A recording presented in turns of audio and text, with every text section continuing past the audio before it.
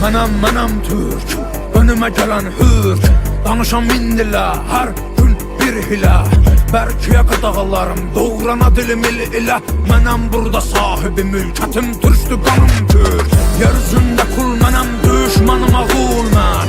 Nəsimi kamanından buraxdığı o tir, mənəm tir mən. Qırmızı gözlərim çalxalayıb salaram, bura toz toz duman mən. Vermərəm aman mən bir bax heybətə, tanınaram qeyrətə. Bağlıyam misalətə, babək kimi doğranamaya cüsarətə.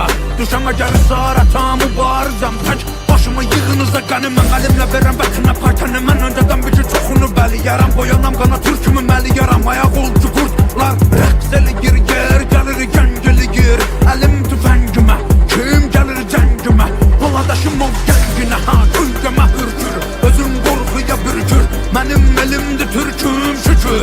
Şükür, bükür, bükür, yırtıcı ələmin vaxtıdır, artır qədəmin. Mədəminə səbəb olacam, ey mənə deyən bax. Mənim mehmekçiklərim hər biri xan.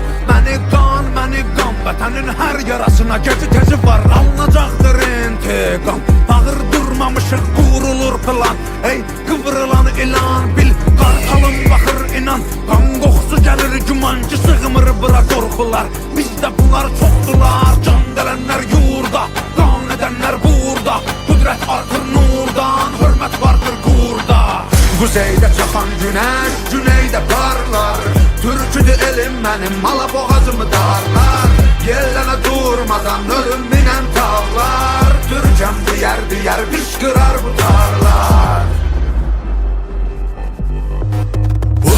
İki omzumda da Selçuklu Kartallı. Oğuz boyundan gelir aramızdaki kan bağı. Yapayalnız yürüyüp de esir alırız dağı. Bu Kürşat'la Kırkatlısının da yepyeni çağı. Hayran lakımız ikisi de aynı gen. Gök birer kızıl çıkar, aynı sen aynı ben.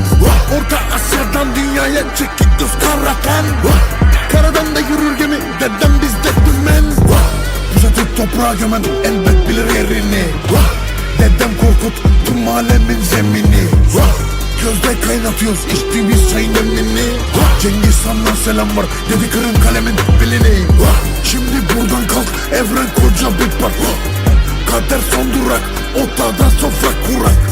Muhtaç olduğun kudret damarlarında asil kan ruh. Biz yeni tufanız, adımızda Nuh. Quzeydə çaxan günəş, güneydə parlar. Türküdür elim mənim, mala boğazımı darlar. Yellənə durmadan ölüm minən tağlar. Türkəm deyər, pişqırar bu tarlar. Quzeydə çaxan günəş, güneydə parlar. Türküdür elim mənim, mala boğazımı darlar. Yellənə durmadan ölüm